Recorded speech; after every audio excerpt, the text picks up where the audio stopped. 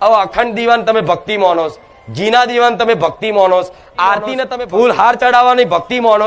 આ ભક્તિના ખાલી છે ને એ ભક્તિનું સાધન છે. પણ ભક્તિ અસલમાં તો તમારાથી કોઈને તકલીફ ના પડે, તમારા તન મન વચનથી કોઈને પીડા ના થાય, એનું જે દીકરો સંભાળ રાખે, જે દીકરી ધોન રાખે ને એને મારા જેવી માતા પ્રસન્ન થાય. આવા ડગલે ને પગલે આવા ખોટા કર્મો થતા હોય પછી કે માડી હું તારા આટલા રવિવાર ભરું છું, તો શીખ્યો તું શું?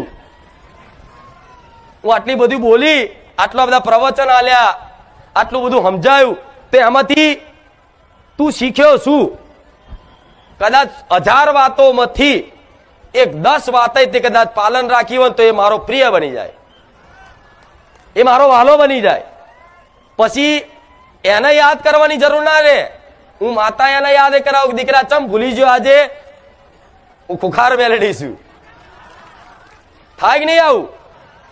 એટલે આ બધી વાતો નડતર ફરતર ને બધી પેલા રવિવાર કીધું તું ને, આમ કરી ગાંઠ માર દો મારા નામની મગજમાં, મારી એક મારી આમ ચડાવી દો, બરોબર? અને આ મેં જે કીધું ને એ તમારી કુળદેવી સમક્ષ આગળ